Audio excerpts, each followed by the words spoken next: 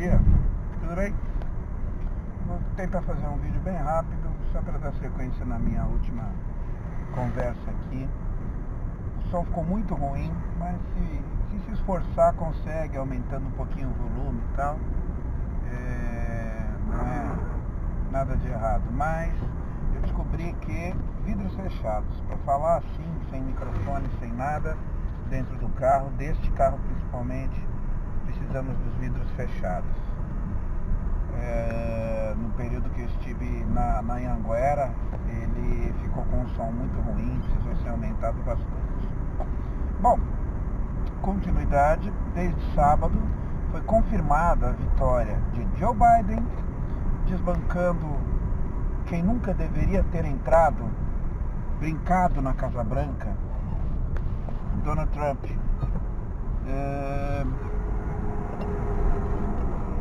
Algumas coisas interessantes neste caminho, fora a imensa alegria interna e compartilhada com muita gente que também está brincando com isso, porque depois de bons anos é um momento da gente olhar e falar, ufa, que coisa boa, porque a gente está tão carente de alguma coisa boa no conceito de humanidade, que quando esse pouco acontece a gente acaba comemorando e talvez até extrapolando.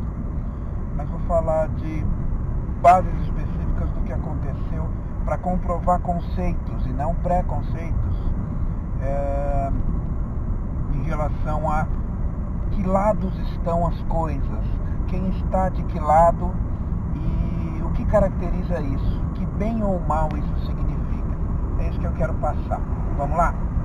Primeiro, a negatividade explícita, feia, desonesta, não sei se eu diria burra, mas vamos lá. Donald Trump até agora, isso foi sábado e hoje é segunda-feira, desculpa. Hoje é segunda não, hoje é terça, né? Eu entro na segunda à noite para trabalhar e saio na terça de manhã e às vezes eu esqueço disso. Meu biotipo ainda não acostumou com essa vertente, não adianta. Vão fazer 4 meses que eu estou aqui, mas eu ainda não me acostumei muito bem sobre isso. Hoje é terça-feira, dia 10 de novembro de 2020. Hoje eu estou comemorando 13 anos de casamento.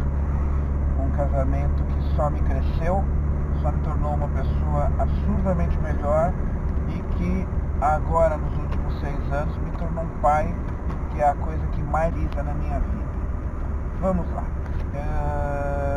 Obrigado, meu amor. Obrigado, meu filho.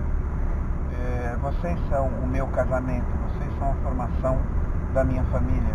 Então, é isso, tá? Valeu, tô sempre muito feliz, não é hoje. Enfim, legal, né? Uma outra hora eu falo especificamente sobre isso. Mas eu acho que a data melhor para se falar sobre isso é 11 de dezembro. Voltemos.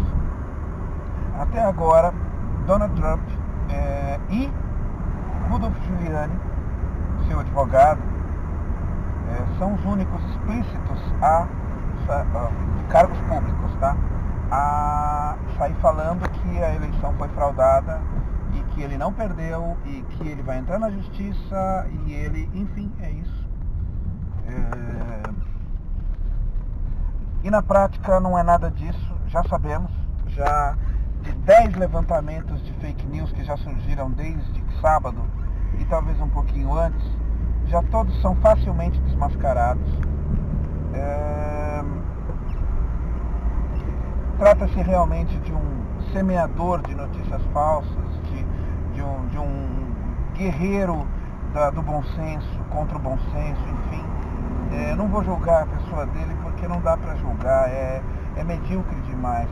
Se eu estou me achando melhor que ele, mas infinitamente, ele não tem sequer comparação perto de mim. Esse tipo de pessoa não é nem perto de alguma coisa que eu já quis ser na minha vida. Então vamos deixar isso já muito claro.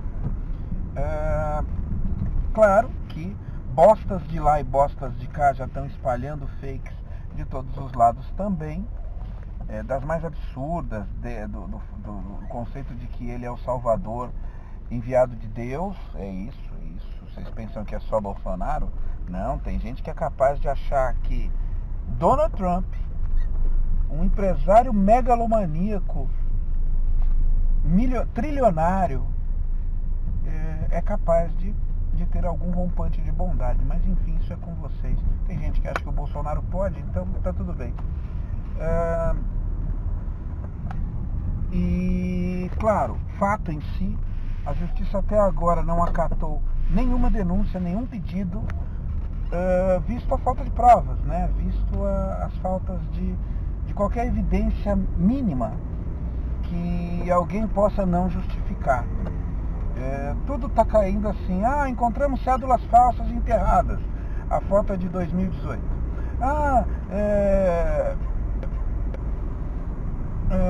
A China mandou cédulas para votação a mais, já preenchidas, mas que não tinham marca d'água. Não tem marca d'água e não tem China nenhuma.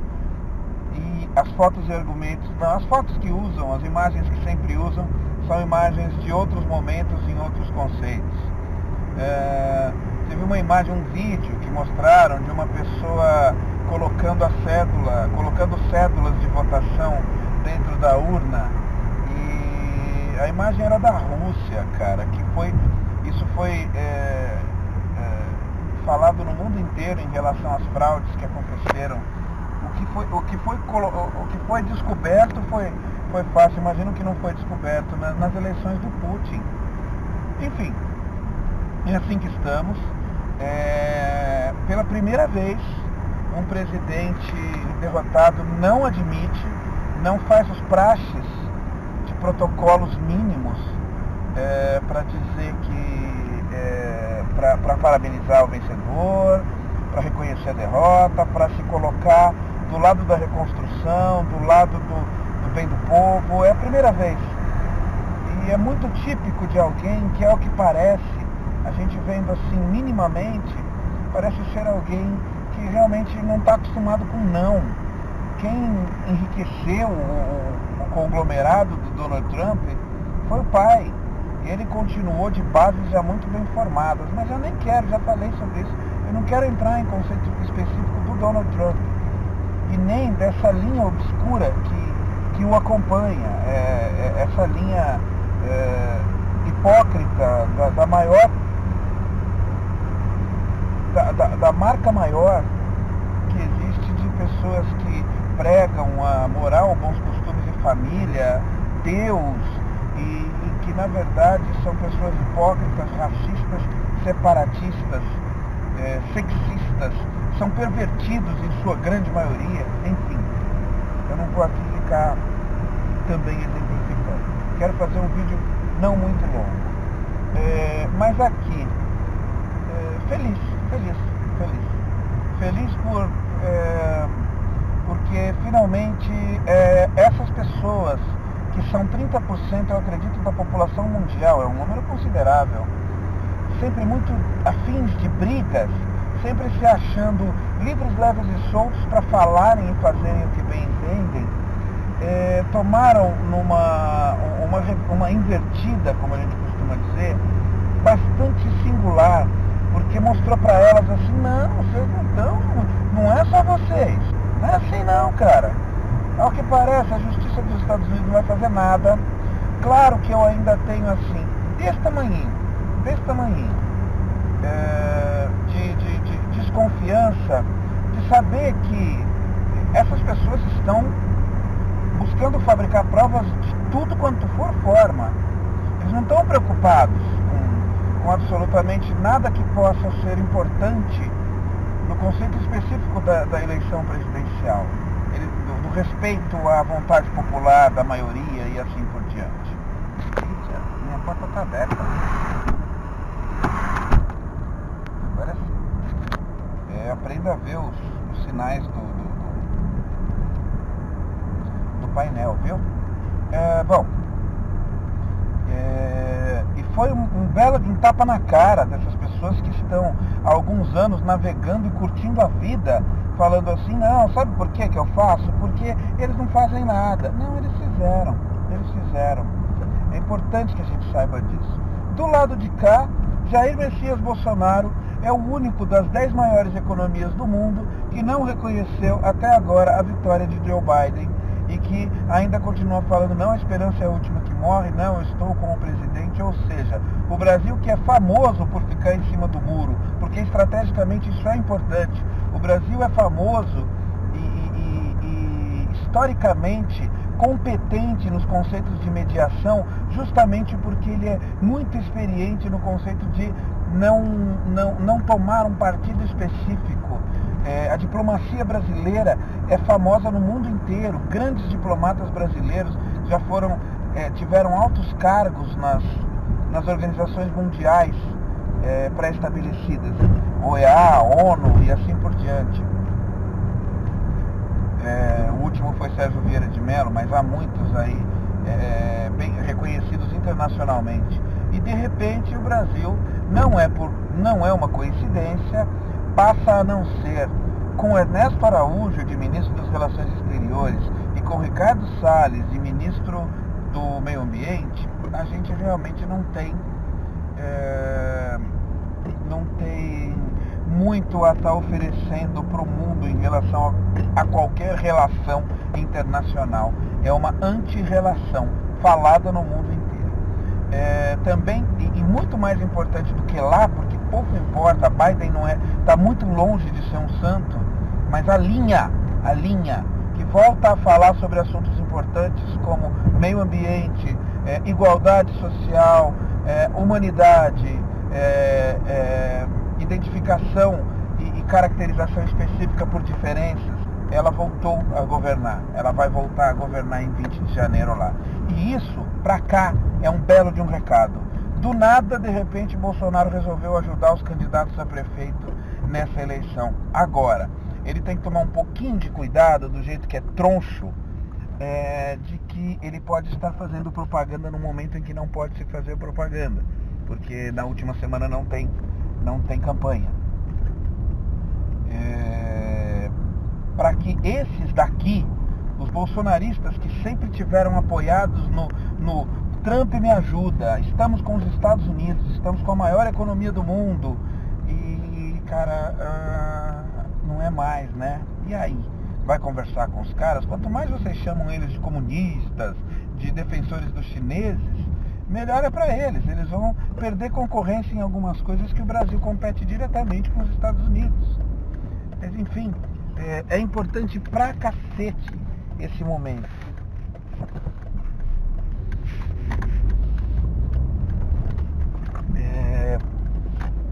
Pra cá, pra que a gente, o meu lado, esse lado que é 65% pelo menos da população brasileira, é importante pra cacete, pra eu e pra quem tá pensando um pouquinho perto de mim, que a gente olhe e fale assim, ei, não estamos sozinhos, não estamos acuados, não estamos com medo, podemos tomar alguma palavra um pouquinho a mais para dar uma risada de vez em quando e falar, ei, não existe só o seu lado.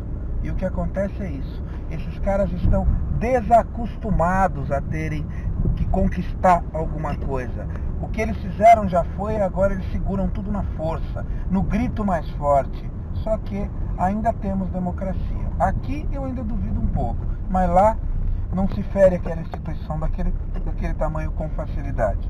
Todos os lugares que foi decretado recontagem nos Estados Unidos, todos os estados que são independentes, eles o fizeram por base na lei, não por nenhuma interpretação do que o maluco, o mega doido do Donald Trump está falando sobre irregularidades. Porque com uma margem menor do que 10%, todo lugar tem que recontar. E historicamente, todas as recontagens deram diferenças, para cima ou para baixo, para um ou para outro, só que nunca passaram de 200 votos. A gente está falando de alguns milhões de votos que o cara tem que buscar. Foi com larga folga que o Donald Trump perdeu, que o Joe Biden ganhou. Não super, assim, como é que se fala? O índice de participação foi bem grande, e não Não uma coisa de 80% contra 20%, nada disso. Mas foi 50 e poucos contra 40 e poucos, o que é bem significativo nesse momento lá. Enfim, precisava registrar isso, precisava registrar a minha, depois de alguns anos, um traço de esperança.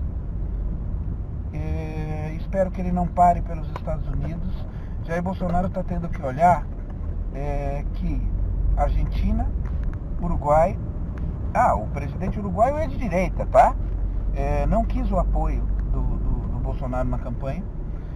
Chile, Bolívia, países diretamente ligados e que a gente depende deles, estão tomando as suas rédeas específicas de um lado centro-esquerda. Nada direita, nada, pouquíssima expressão. Então, ou ele começa a entender, e é o que eu já falei, só a tendência mundial vai mudar a tendência do Brasil. Só a tendência mundial. O Brasil por si só não mudaria. A gente ficou efetivamente muito acuado com esses pilantras arrogantes e simplistas que tomaram conta de todas as partes dos nossos poderes. Enfim, vamos ver. Agora, 15 de novembro, a gente vai ter uma ideia. Eu volto para fazer um vídeo para falar sobre isso, tá bom? Mas a boa notícia é essa. Donald Trump foi o segundo presidente a não conseguir engatar uma reeleição. Não é à toa, não é um mau sinal. É muito difícil vencer a situação lá também, tanto quanto aqui. É muito difícil vencer a situação. Nossa, cara, quase aconteceu um acidente feio agora. O ônibus simplesmente entrou na rua e jogou o ônibus em cima de um carro de passeio. Bom, então, assim, vamos ver se essa tendência começa a dar um recado. Não se trata de... Eu já não tenho mais, eu estava tão desesperançoso que eu não tinha nenhuma esperança sobre nada. Mas duas esperanças surgiram. A primeira, uma leve tendência de que de repente até 2022 esses caras já se desgastaram o suficiente para mostrar para a maioria da população que não é este caminho. Que seja Dória, é uma bosta, é um pilantra cafajeste, filha da puta, que seja MBL, mais pilantras e mais cafajestes ainda. Seja, mas que não seja linha Jair Bolsonaro, extrema direita, que não seja um discurso família, moral e bons costumes, que não seja um discurso bandido bom e bandido morto, que não seja um discurso mulher tem que ir pra cozinha e falar mais baixo. Eu me pintou essa mínima esperança de que até 2022 ele continue se queimando a ponto de não conseguir mais convencer nem o mínimo necessário para ele. Primeira esperança. Segunda esperança, na impossibilidade de tirarmos esse incompetente cafajeste pilantra, comprovadamente pilantra, praticante de rachadinha, no mínimo, nepotista, no mínimo, na impossibilidade de tirarmos essa turma de lá antes do governo deles terminar, que eles, em si, larguem de ser folgados, arregassem as mangas e vão trabalhar. Eu sei que é muito difícil isso. Por quê? Porque eles não têm competência para isso. Eles navegam na ideologia e não na prática. Eles não conseguem. Efetivamente não conseguem. Peça para Bolsonaro analisar a situação e saber se é melhor ele pedir um avanço da economia brasileira para que os juros diminuam e o poder de compra parcelado aumente do brasileiro, ou que a taxa de juros aumente e seja mais vantajoso baixarem os preços nas compras à vista e o governo intervir nisso na economia. Ele não saberia fazer. Talvez nem o Paulo Guedes saiba. Mas, enfim, endeusam demais essas pessoas. Agora, que essas pessoas comecem a arregaçar as mangas, e comecem a fazer alguma coisa. E comecem a fazer alguma coisa e falar alguma coisa, no mínimo, para fora da bolha de merda deles. Principalmente. Fora da bolha de merda deles. Que eles não se sintam tão confortáveis mais a achar, se eu só falar para os meus, tá tudo bem. o gargarejinho que fica lá para puxar o saco dele e de vez em quando toma umas pancadas dele, não vai ser mais tão importante. Ele vai ter que chamar uma entrevista coletiva, vai ter que chamar a Globo, vai ter que chamar a imprensa que ele não gosta para ir lá e cobrir as mesmas coisas, porque ele vai saber que não é só bajulando o saquinho dele que ele governa. Ele não governa só para quem bajula o saquinho dele. Há uma outra parte que não quer saber dele, que já o abandonou. E ele não está preocupado com isso ainda. Que ao menos este mentecapto, esse incompetente e a sua turma comecem a olhar e falar: não estamos sozinhos. Não pode ser só para mim. Se eu ficar agradando só isso aqui, eu não vou para frente. Beleza? É isso.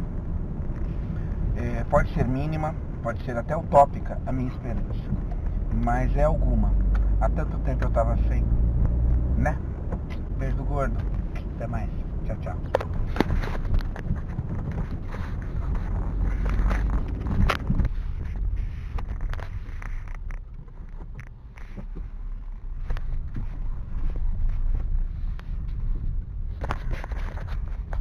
E aí, bom dia. Tudo bem? Hoje, agora são 5h36 da manhã do dia 18 de novembro de 2020. Está começando a quarta-feira dessa semana. Daqui a um mês é aniversário da minha mamãe. E possivelmente seja mais um aniversário da família, né? Que esse ano não será comemorado, né? Porque ainda estamos em tempos de pandemia. Bom, quero falar muito aqui do trabalho, não, tá tudo bem, é trabalho, é o que tem, enquanto tem. Estou um pouco preocupado realmente. Trabalhar em produção é um saco, tem muito boato, tem muito ouvir falar que não sei o que, tal. Cada dia você ouve uma, né? Mas enfim, vamos pra cima, vamos ver, vou fazer o melhor possível, enquanto for possível. E se alguma noção de competência, caráter, ética ficar, eu posso ganhar novas chances depois, em outras oportunidades. Se não, seguimos a vida e tá tudo bem. Hoje, quarta-feira, esse fim de semana tivemos as eleições municipais, que eu já falava sobre isso na última vez que nós nos falamos, que eu falava sobre nosso momento de medir, né, que aconteceu nos últimos 2 anos, de medir os impactos que a gente teve, negativos e positivos, de medir o impacto inclusive da mudança de rota dos Estados Unidos, que é um polo bastante importante para a gente medir comportamento e tendência aqui também. Não dá para negar a influência cultural exponencial dos Estados Unidos no Brasil, na América Latina, nos países de terceiro mundo do Ocidente. O resultado das eleições foi, na minha opinião, positivo por um sentido. A radicalidade perdeu força, a extrema-direita perdeu força. Ainda temos muito centrão, muito direita, mas a extrema-direita com bem menos força. Aliados e indicados e apoiados literalmente pelas principais bases de extrema-direita, sendo derrotados em todos os cantos do Brasil. Fora os fantochinhos de sempre, Dr. Ray, Marcelinho Carioca, enfim. Cara, Dr. Ray não conseguiu se eleger em Vargem Grande Paulista. Não estou menosprezando muito Vargem Grande Paulista, só um pouquinho. Uma cidade minúscula, ele teve 500 votos. Aqui na Grande São Paulo, próximo da Granja Viana, ali, depois de Cotia. Mas o ponto positivo é esse. São Paulo, uma enorme surpresa. a tendência de continuidade do Covas, não só o município de São Paulo, mas o estado de São Paulo ama o PSDB, eu não entendo isso, mas enfim, a linha está continuando, mas a grande surpresa é um segundo turno entre Bruno Covas e Guilherme Boulos, do PSOL, o dirigente do MTST, Movimento dos Trabalhadores Sem Teto brasileiro. Claro que o nível das fake que vão surgir talvez não seja maior só porque ele não está disputando com alguém de extrema direita. Mas sim, política é política e está tudo bem. Não acredito que Boulos tenha raras chances, não acredito. Não estou sendo pessimista e nem sei se eu estaria sendo otimista ao dizer que eu acredito nele. Não acho que essa linha esquerda brasileira esteja num nível que eu possa falar, uau, que bom, evoluímos. Não, eles continuam com um discurso extremamente centralizador, donos da verdade, até de certo ponto prepotentes. Não é o Boulos em si, o movimento dessa esquerda, PT e PSOL principalmente. Embora entre um e outro eu prefira o PSOL de olhos fechados. Mas enfim, acredito que no município de São Paulo, na maior cidade da América Latina, continuaremos como dantes, com a linha PSDB aí seguindo governando. Escolhas e está tudo bem. Perto das perspectivas, perto de Celso Russomano, cada dia melhor, apoiado explicitamente pelo Bolsonaro e apoiando explicitamente qualquer coisa que o Bolsonaro fale. E também falando as suas, né? Como, por exemplo, mendigos não pegam Covid porque não tomam banho. Essa é a linha. Então, beleza, deixa quieto, tá tudo certo. Esse mais uma vez foi derrotado, mais uma vez não foi sequer para o segundo turno. Vamos torcer para que continue assim. Quem sabe um dia ele desiste. O problema é que ele não é um velhão acabadão. Então, vamos ver se essa tendência em algum momento desiste. Vamos lá. Vereadores. Deu uma maneirada em São Paulo. Eu falo de São Paulo, nem é o meu colégio eleitoral, né? Eu agora voto em Osasco. Pela primeira vez eu votei em Osasco. E já vou falar sobre isso. Mas é que São Paulo é importantíssimo, né? É o polo ali quem manda, né? Não tem, dificilmente, eu, com raras exceções, só trabalhei em São Paulo na minha vida até hoje, né? Então sempre passei por São Paulo para alguma coisa e minha família toda mora lá. Parte da minha família, né? A Câmara dos Vereadores diminuiu um pouco também a quantidade dos extrema-direita, mas ainda está muito cheia de líder ex-militar, né, ex-coronel, ex-major, ex-capitão, e também de líderes religiosos. Isso realmente me preocupa bastante. Mas enfim, parece que deu uma moderada. Não é uma Câmara maravilhosa, muito pelo contrário, ainda tem muito que mexer, mas de 2 anos de modificação ajuda um pouco. Algumas coisas foram bom sinal. Por exemplo, no Rio de Janeiro, o filho do presidente da República, aquele que nunca aparece no Rio de Janeiro em si, Carlos Bolsonaro, que é o mais velho, né, o tal do 01, é o líder do gabinete do ódio, é o comandante estratégico completo do gabinete do ódio. Ele deixou de ser o vereador mais bem votado da cidade, ele foi o 6º mais bem votado. O mais bem votado do Rio foi o do PSOL. Então isso também mostra uma tendência. Imaginar que ele não entraria na Câmara dos Vereadores do Rio é ridículo, é pensar besteira, mas imaginar que ele não seria entre os 2 ou 3 maiores também é uma coisa que nos assusta um pouco, mas assusta favoravelmente, né? Em Osasco não adianta. Osasco, ele está numa vertente diferente. Osasco é realmente uma cidade que quer se colocar num nível de interior. É sim uma gente mais simples, ser assim uma gente mais fácil de se manipular. Então nessa polarização da quem perdeu foi Osasco, na minha opinião. O atual prefeito ligado às linhas direita e extrema-direita, ou apoiado por todos os ex-prefeitos ou ex-políticos daquele antigo processo de política de Osasco, ele foi reeleito no primeiro turno já, mais de 60%.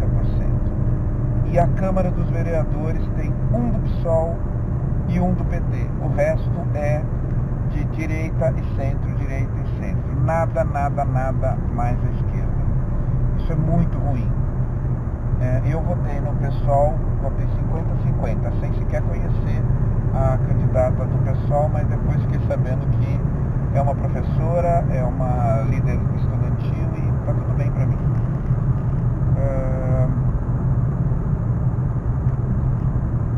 E a linha ficou essa e, enfim, a polarização que pegou Osasco foi aquela que eliminou o PT e, desculpa, o PT não mereceu nada realmente em Osasco depois de tudo isso, né? E uma coisa positiva disso também na cidade que eu moro é o fato de que eu acredito que a postura do Rogério Lins durante a pandemia chegou a me agradar. Ele, no auge da pandemia, fazia lives, ele mesmo, passando os dados, informando como é que estava a estrutura para receber as pessoas, para pegar, para fazer, enfim. E teve uma fiscalização até razoável no comércio, para não deixar muitos abusos, mas, claro, era impossível controlar com o aparato que ele tem. Mas, enfim, só de ter um prefeito de direita que não trabalha na linha de ignorar a pandemia, já ajuda bastante, ajuda muito. Isso é bom. Poderia ser pior. Tem candidatos bem piores do que isso. Bom, também falar sobre mim, eu durante um bom tempo fiquei me justificando, dizendo, bom, agora que eu mudei meu voto, que eu voto em Osasco, nem vou votar mais. Chega, tal, vou largar pra lá, vou largar de mão.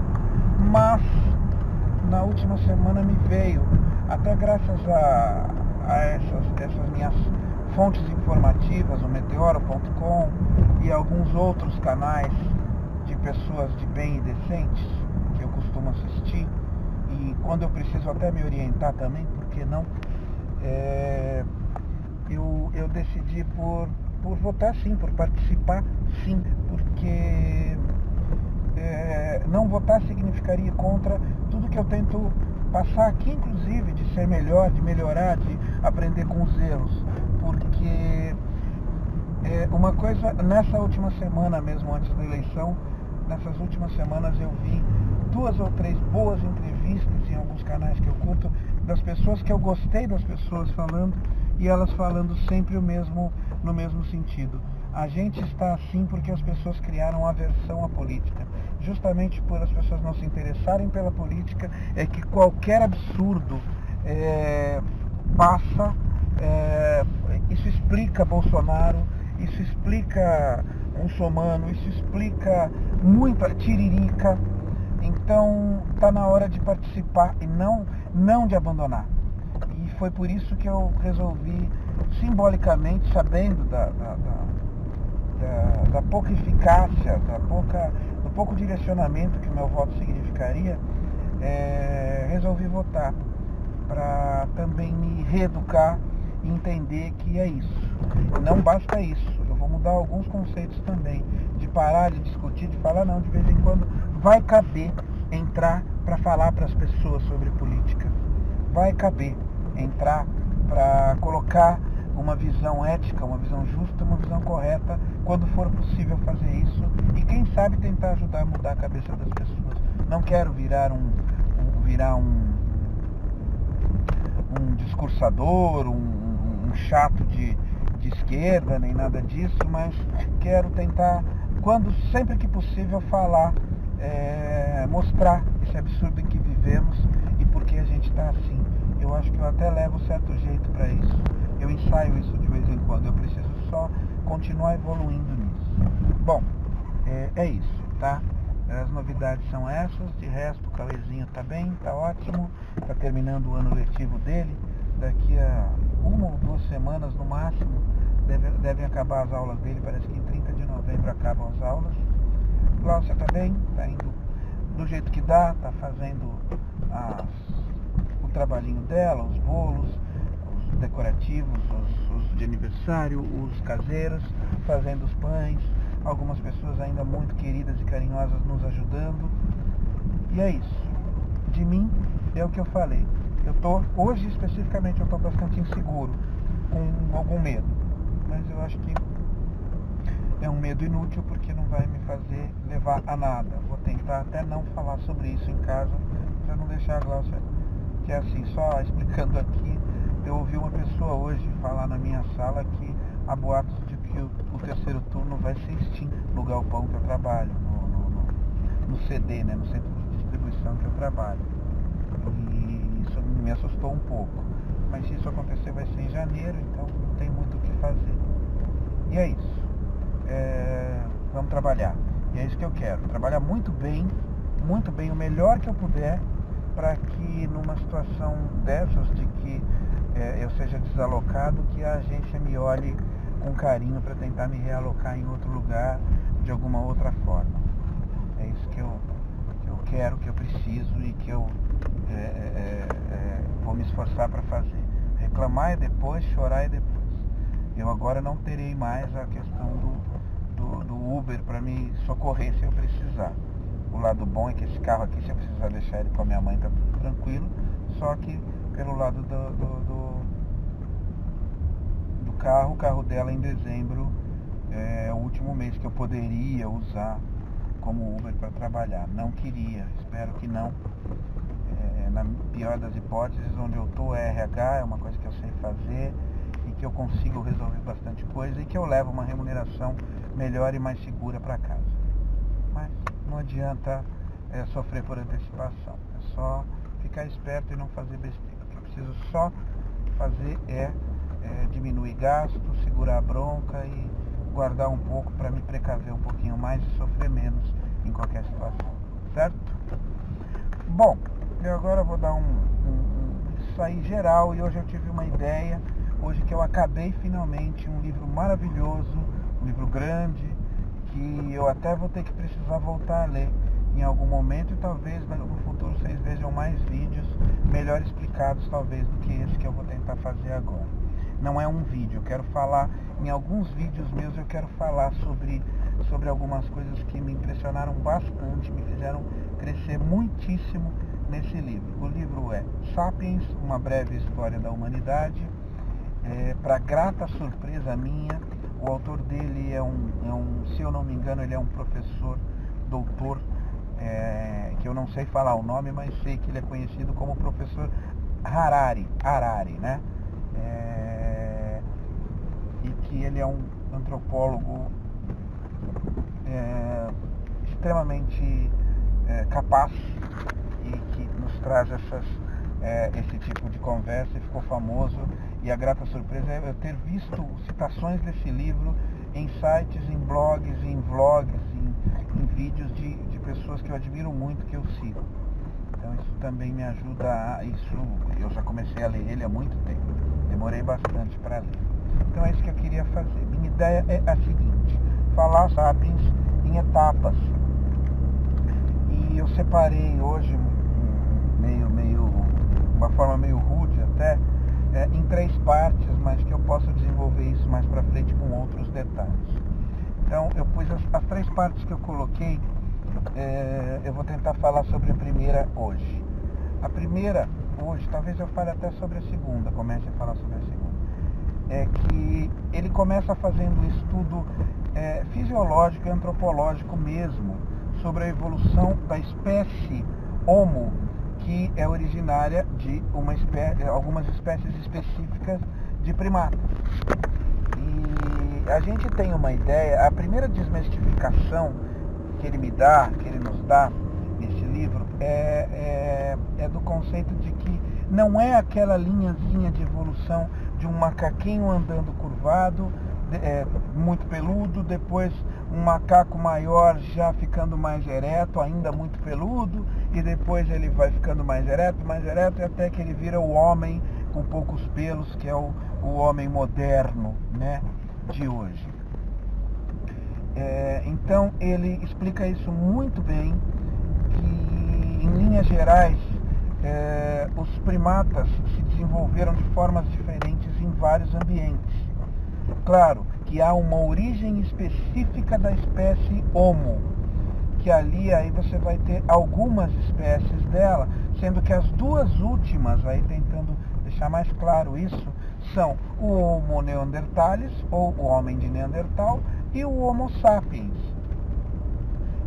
com diferenças básicas em que um não descendeu do outro, conviveram simultaneamente, inclusive algumas outras espécies de Homo que já extintas ou que originaram outras formas hominídeas que ainda existem, que são conhecidas. Então, como pigmeus, por exemplo, como algumas espécies nativas de ilhas muito desertas que desenvolveram nanismo porque o lugar permitia uma maior evolução assim e assim por diante. Então, inicialmente ele vem numa base especificamente biológica falando sobre isso. E aí ele, no fim dessa construção toda, ele coloca que é impossível saber o que fez com que o Homo neanderthalis fosse absorvido ou fosse talvez destruído, suplantado pelo Homo sapiens.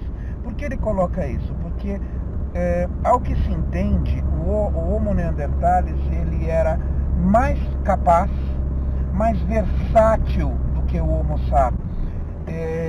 Caçadores-coletores, grupos pequenos, onde os seus indivíduos sabiam mais coisas sobre tudo do que hoje. Hoje nós nos vemos como pessoas o quê? Que nos especializamos em certas coisas e não entendemos de outras coisas. Um Homo neanderthalis era um cara com um cérebro maior do que o nosso, que tinha maior capacidade de guardar informações e maior habilidade manual. Então é aquele cara que tem que entender um pouco de medicina, um pouco de clima, um pouco de botânica, um pouco de biologia, porque ele tem que saber se virar em vários aspectos. Então isso é muito interessante. Não há uma conclusão de como o Homo sapiens suplantou o Homo neanderthalis. Há hipóteses que ele trabalha e ele explica isso muito bem. Não há indícios físicos para poder se capturar. O que os arqueólogos encontram são ossos, pedras, tudo que é de material não orgânico. Com exceção dos ossos, que é material orgânico, mas é material que calcifica, fossiliza e aí ele acaba ficando protegido. Mas muito mais rico seria muito mais rico seria o estudo e as lições que se tomariam desses estudos se a gente tivesse como recuperar muito mais material do dia a dia, peles, tipos de roupas, tipos de artefatos específicos que não se consegue segurar ou guardar por muito tempo. Então não dá para se saber costume só com ossos e com objetos específicos que se consiga, de origem mineral, que se consiga medir. Então há suposições de podem ter sido massacres mesmo, podem ter sido conquistas mesmo, territoriais e de dizimação mesmo, que os sapiens, daqui a pouco eu entro, e podem ter sido também miscigenação, realmente o cruzamento entre essas primeiras, nos formando hoje já diferentes possivelmente do que as duas espécies distintas, e pode ser simplesmente o desaparecimento natural do outro tipo, do Neanderthalis, justamente pela sua forma de viver que foi absorvida pela forma de viver dos Homo sapiens. Essa é a primeira coisa. O Homo sapiens, a característica mais marcante dele é justamente a característica de adaptação ao não material. Como é que eu explico isso? A capacidade de... sempre se percebeu as capacidades de agrupamento maiores que o Homo sapiens tinha. Os agrupamentos de Homo sapiens sempre foram muito maiores do que uma ou duas famílias, como era o caso dos Neandertales. E isso claro que isso pode continuar se desenvolvendo e evoluindo a ponto de outros termos começarem a acontecer. Então é aí que ele pega. A primeira coisa, o primeiro termo é esse, que eu queria pegar, a parte que mais me chamou a atenção no começo desse livro. A evolução da espécie humana, ela não é uma evolução linear. Primeiro esse tipo, depois esse tipo, depois esse tipo, depois esse tipo. A evolução, ela é capilar e, em algum momento, os que mais tiveram sucesso foram o Homo neanderthalis e o Homo sapiens, que em algum momento, por uma das três vertentes, ou por dizimação, ou por miscigenação, ou por simplesmente desaparecimento de uma das espécies, o Homo sapiens foi o que prevaleceu. Aí ele começa a trabalhar a segunda parte, que a segunda parte é a parte da imaginação, mitos e dogmas. O que eu quero dizer com isso? Vamos ver se eu consigo, dentro desse vídeo, deixar uma explicação razoável para terminar esse tópico, que aí depois a gente entra no outro. Não sei se a gente entra, enfim. Eu não vou reler agora o livro, porque eu agora fiquei devendo de ler dois livros. Um do meu amigo Moa Moreira, que me mandou o livro por PDF de presente, e outra do meu amigo Roberto, meu vizinho. Roberto é um livro cristão, é um livro que ele conta a história dele. Então eu vou ler, quero saber como ele pensa, o que ele pensa, e com o maior respeito do mundo. Vamos lá. Homo sapiens. Aí ele começa a pegar, que aí a gente consegue já medir comportamento. Primeiro que tudo que acontece com a raça humana, com o tipo Homo, é muito novo. Então, não estamos falando de milhões de anos. Estamos falando de 40, 50, 60 mil anos. Claro, dentro disso, só depois que se começou a grafar as primeiras coisas nas cavernas, é que se começou a ter algum registro. De qualquer forma, quanto tempo será que passou em relação a isso? Então, com todas as informações e estudos, é o que ele coloca. Onde ele vai? Ele vai para motivos que podem ter sempre isso, tá? Que tem boa probabilidade de ser os motivos do sucesso do Homo sapiens, do qual nós hoje somos a espécie predominante no planeta. O Homo sapiens é o primeiro cara que ele consegue, primeiro, uma coisa importante, o conceito de fofoca. Fofoca, a gente olha e pensa que está falando só de um conceito simples da vizinha falar mal da outra vizinha. Não está errado pensar isso, mas também não está errado se sentir qual é o resultado disso para uma sociedade, para a evolução de uma sociedade. Imagine que não existia isso, e isso começou a ser usado. Então, o que acontece? Aquele tipo de primata específico lá, ou um Neanderthalis, ou qualquer outro Homo ou não Homo, ele tinha o costume, os indivíduos se separavam em funções específicas, e um deles ficava ali em cima de uma árvore, perto de um riacho, de um rio, fazendo uma espécie de vigia para que os demais pudessem coletar comida, caçar, coletar frutas e assim por diante. E sempre que aparecia um animal selvagem, ele emitia sinais para que os demais fugissem e salvar a espécie, certo? Isso já é um primeiro conceito, mas isso não é básico do ser humano. Muitos animais fazem isso na natureza, muitos, até suricatos, até, enfim. Não há nenhuma novidade nisso. qual é a diferença quando você fala que a evolução desse símio, depois primata, depois tipo Homo, e esse Homo sapiens, que foi o cara que continuou seguindo esse caminho, a diferença é que ele passou a usar isso não só para o interesse da sobrevivência básica de todo mundo. Ele passou a usar isso para si próprio, para conseguir status, ou reprodução, ou a fêmea que ele queria, ou alguma outra coisa. Por exemplo, ele está lá em cima da árvore, e todos sabem que ele vai ficar lá para vigiar se vem algum animal selvagem que possa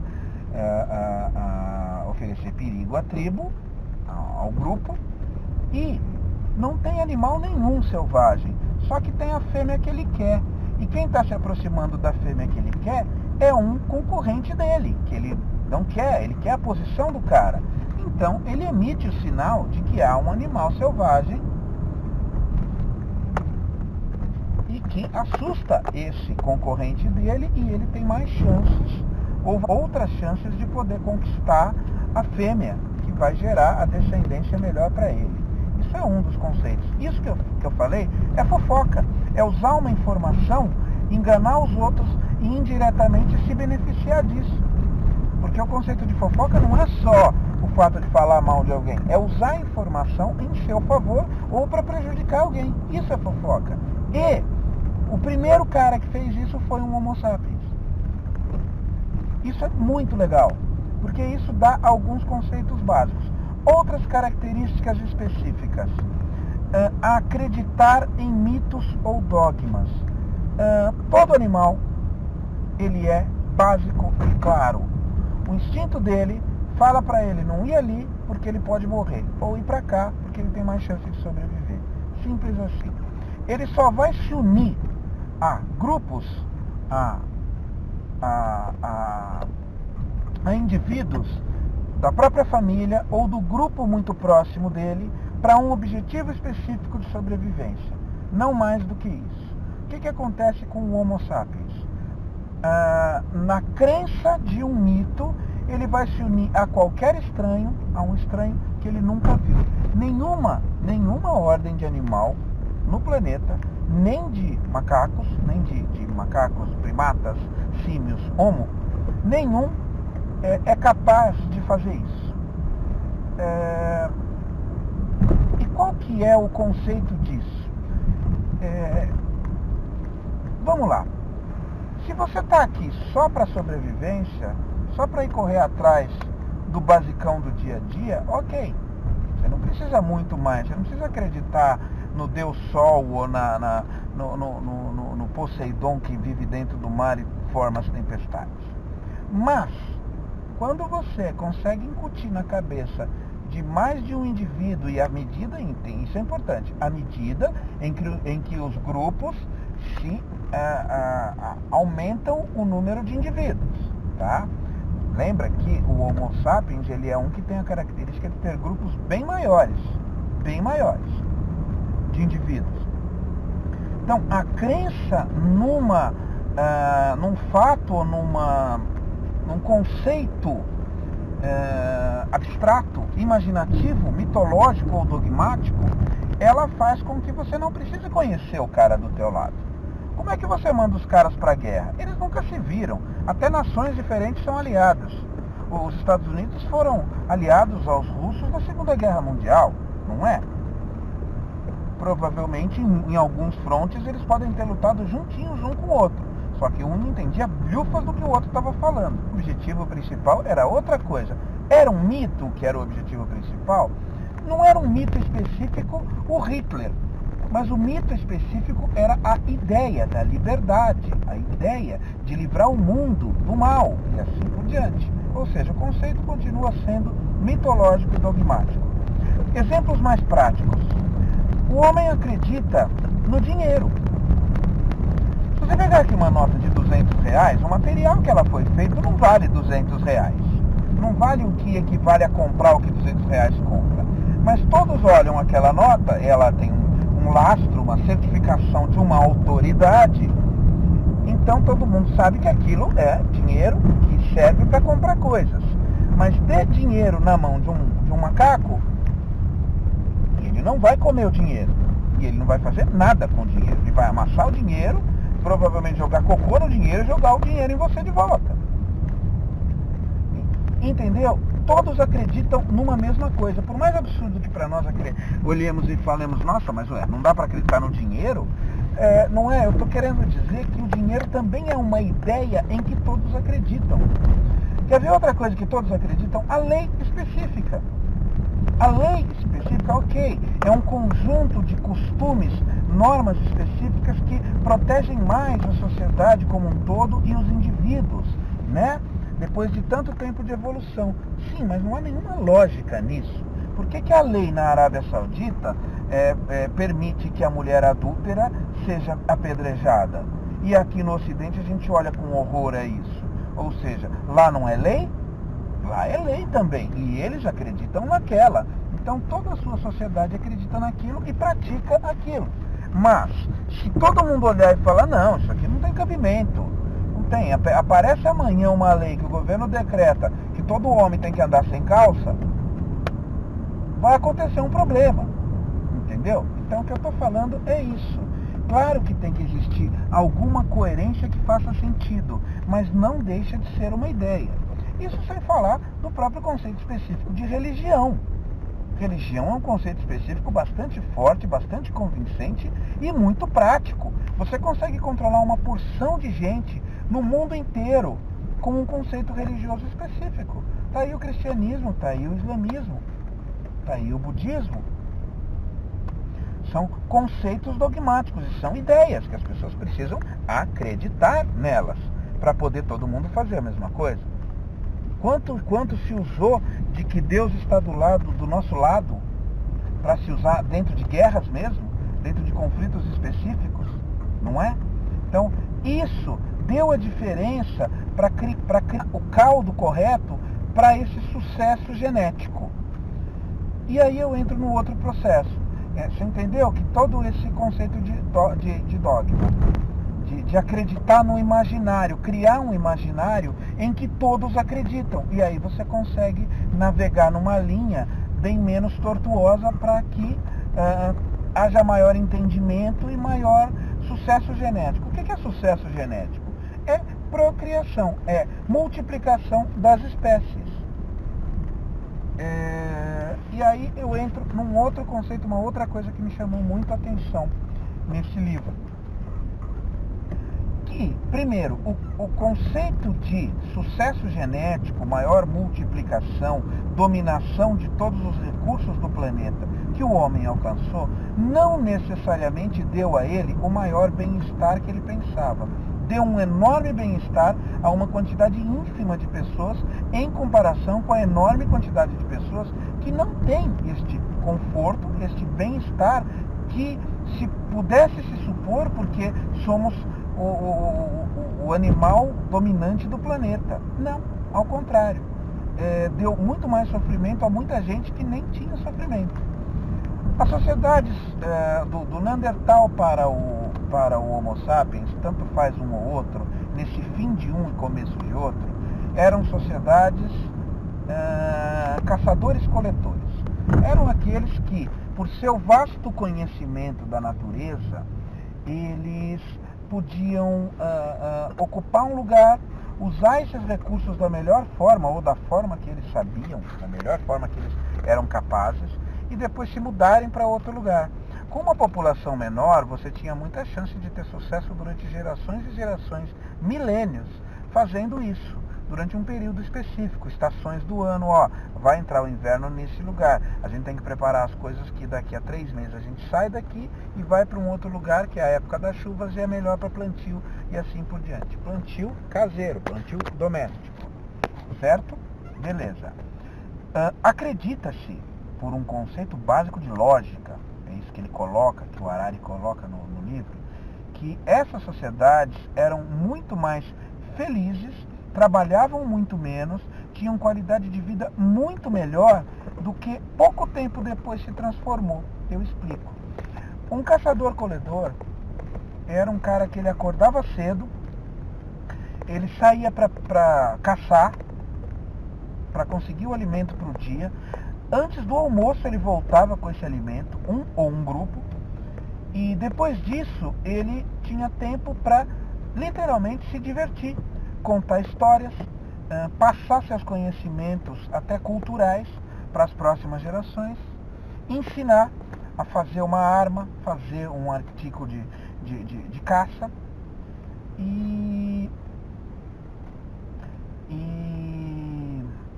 como é que eu posso dizer? E viver com muito mais qualidade.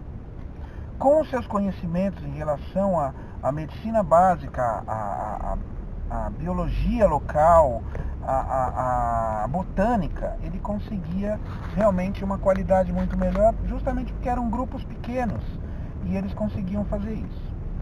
A próxima modalidade de convívio que foi se descobrindo, e talvez fosse natural que se descobrisse, era a modificação das sociedades de caçadores-coletores para a sociedade agrícola. Foi a primeira grande revolução, que foi a Revolução Agrícola. O homem aprendeu a domesticar plantas específicas e sabendo que com essa domesticação de plantas e esse conhecimento de cultivo, ele já não podia mais se deslocar, porque a proliferação das pessoas e dos lugares foi aumentando em relação ao que era anteriormente. Então, esse primeiro momento, a modificação é drástica. Se você olhar, uma população se multiplica muito rapidamente, estando num único lugar, e ela acaba tendo seus recursos. A gente pensa, nossa, mas chegou a agricultura vai alimentar todo mundo. Sim, mas a agricultura vai fornecer 1 ou 2 tipos de alimentos para aquela sociedade inteira. E um caçador-coletor era um cara que comia proteínas, vários tipos de plantas, vários tipos de frutas, porque ele se deslocava. Então, é totalmente diferente. E aquele agricultor com uma casinha simples, com uma família geralmente grande para cuidar, ele tinha, o que ele plantava? Ele plantava batata e plantava milho. É só isso. Você está percebendo que ali só tem amido? Mais nada. Então, o pouco que saía disso era na base da miséria, do roubo ou da sorte de achar um animalzinho andando por aqui ou por ali. Então, a qualidade de vida já caiu muitíssimo. Com uma aglomeração maior de pessoas, várias doenças foram surgindo. Há boas perspectivas há bons estudos que podem comprovar ou não, mas que tem boa linha de comprovação, de que a primeira gripe humana, ela foi transmitida do cachorro para o homem, do convívio do cachorro com o homem. Então não tinha nenhum mal nisso, não é porque o homem comia carne de cachorro. Estamos em tempos bem propícios para se pensar essas merdas, né? Mas enfim, o conceito é esse, tá? Então, a qualidade de vida, mesmo os seres humanos se proliferando mais, a qualidade de vida dele decaiu enormemente com a Revolução Agrícola. E ela vai cair muito mais com a Revolução Industrial. Os conceitos vão mudar, a proliferação e a aglomeração de pessoas vai ser maior, as doenças consequentes dessa aglomeração vão ser maiores e mais cruéis, e ao mesmo tempo a qualidade de vida continua não ganhando. E aí a gente pensa nisso. Não necessariamente um conceito de sucesso genético, de ter dominado em número de espécies o número das demais espécies, significa felicidade, significa bem-estar, significa conforto. Até porque, consequentemente, com a evolução humana e com o domínio da raça humana sobre os setores, sobre os demais animais do planeta, quando o homem vira protagonista, ele nem é, e a gente pode ver hoje, atualmente, o homem nem é o animal de maior quantidade. Para cada homem no mundo, para cada ser humano, Homo sapiens no mundo, existem cerca de 10 galinhas e de 3 bois. 3 bois. Ou seja, tem um rebanho enorme para nos alimentar. Tem que se criar isso. Porcos também, a mesma coisa, 1 ou 2 por ser humano, para nos alimentar. Então, assim, aí você me pergunta, uma galinha selvagem, ela vivia coisa de 7, 8 anos na natureza. Hoje, a galinha é um sucesso genético, sim, existem 7 vezes mais galinhas do que seres humanos no mundo, certo? Só que elas vivem 43 dias. Nasce, sai do ovinho, faz piu-piu, faz pá e aos 43 dias de vida tem tamanho suficiente para ser morta e nos alimentar. O boi, a mesma coisa. O boi para corte, ele vive poucos meses. Existem modalidades de bovinos que sequer se mexem. São criados dentro de uma caixa, o tal do novilho, né? Que é criado dentro de uma caixa para não criar músculo e todas as suas carnes são tenras e macias. Isso é conceito de conforto para esse animal? Também não. E para qualquer outro animal que serve apenas de nosso alimento. Então, essa é uma coisa muito marcante para mim. O sucesso genético não significa o sucesso de conforto. Quem sabe hoje, um leão na natureza é um animal que tem um nível de conforto maior do que o ser humano. Quem sabe algumas espécies de macacos, aqueles macacos que vivem nas montanhas geladas do Japão, naquelas termas, eles vivem lindos e maravilhosos em lagos quentes, comendo frutinha. Você entendeu o que eu estou dizendo? Isso é muito importante que a gente pense, porque faz a gente repensar de que, será que somos realmente os dominantes ou nos tornamos escravos de nós mesmos e nos escravizamos a ponto de perdermos o nosso conforto, não é? Isso sem pensar que talvez uma evolução mais para frente possa nos tirar a religião. E aí, qual vai ser o consolador para deixar um miserável quieto na casa dele? Se ele achar, de repente, que não tem recompensa do outro lado, ele talvez não tenha nada a perder, né? Talvez nem eu tenha. Por que não dizer? Então, é isso, tá? Eu quero falar sobre isso agora. Deixa eu ver se tem alguma parte, tem mais uns 10 minutos para chegar em casa. Que aí ele entra nos próximos passos, né? Tudo que a gente já conquistou, para onde nós vamos, que novas espécies aparecerão. Hoje, nós já não somos mais vítimas de uma lei natural, de uma lei específica da natureza. A gente já é participante da natureza no conceito tanto destrutivo quanto criativo. Quando apareceu, ele coloca isso, quando apareceu um rato, uma foto de um rato que foi criada uma orelha nas costas dele, geneticamente, por mutação genética feita pelo homem, foi um marco, foi uma chave virada para se pensar, ei, nós estamos modificando seres vivos há muito tempo. Toda a alimentação, a base de alimentação do que nós temos hoje, legumes, verduras e tudo mais, foram sendo modificados para o nosso uso. De forma natural, de forma não natural, não sei. Eu a cada dia mais tenho a consciência de que não existe nada não natural. O que é possível é natural.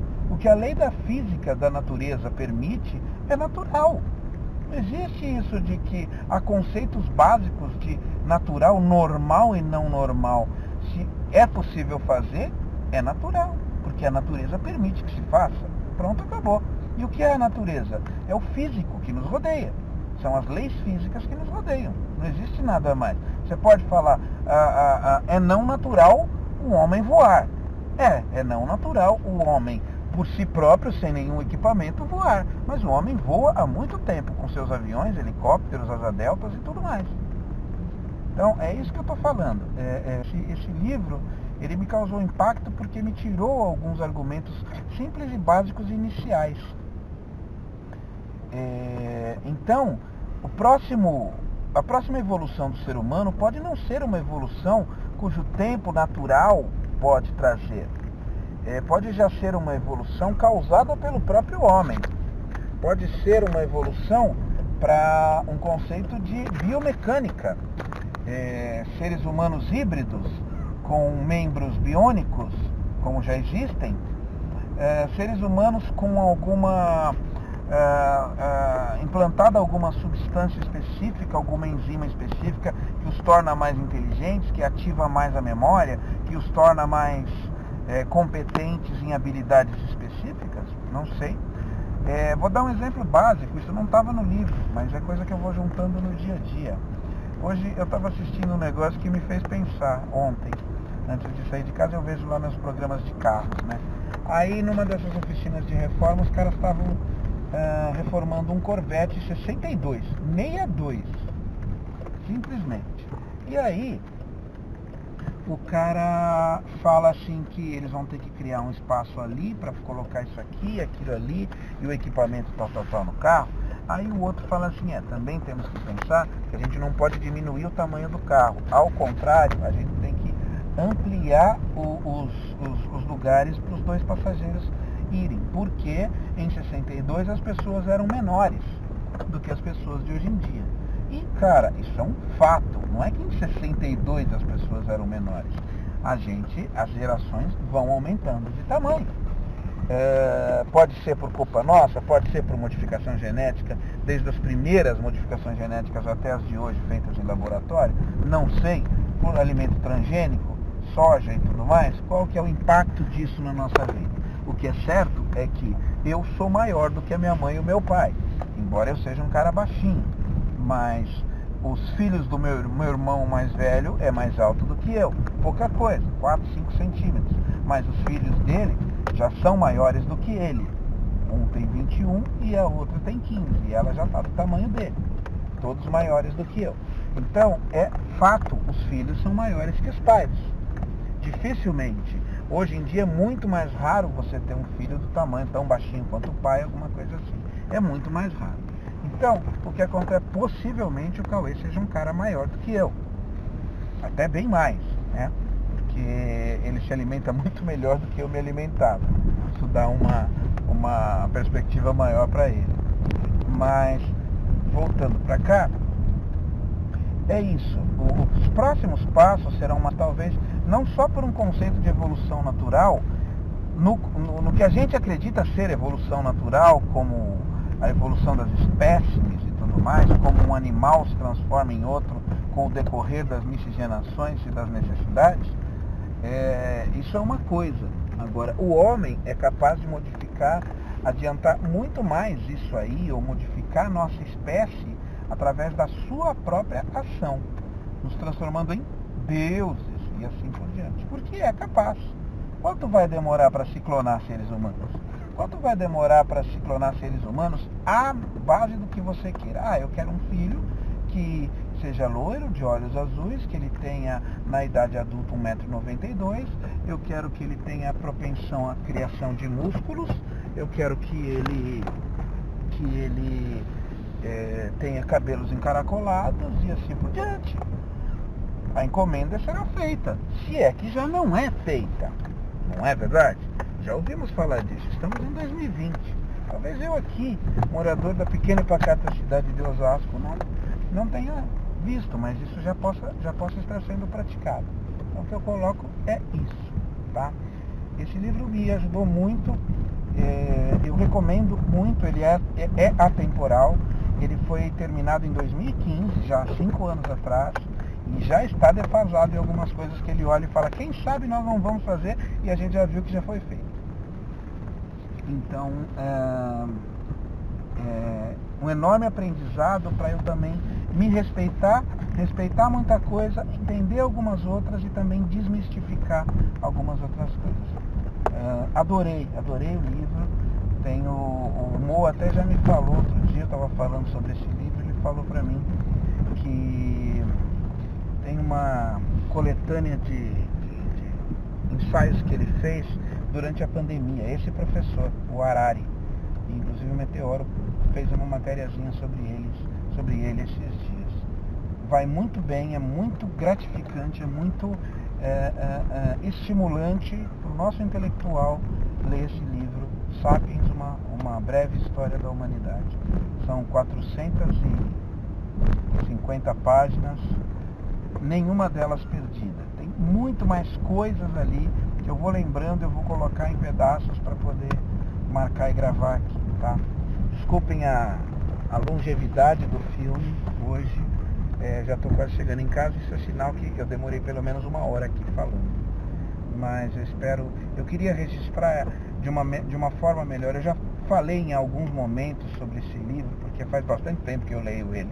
Eu cheguei a voltar um pouco, agora há pouco eu voltei mais alguns capítulos. Eu acho que eu recomecei, mas enfim, eu consegui fazer aí essa odisseia e quero mais pra frente, com mais tempo, voltar a ler fazendo boas marcações para poder fazer documentários melhores, fazer registros do vídeo melhores, tá bom? E o resto é isso, gente. Estamos na luta. Enquanto tiver luta, estamos na vida. Enquanto tiver vida. E não dá tempo de chorar. Valeu, gente. Tudo de bom. Obrigado e desculpem. Obrigado pela paciência e desculpem pela injeção.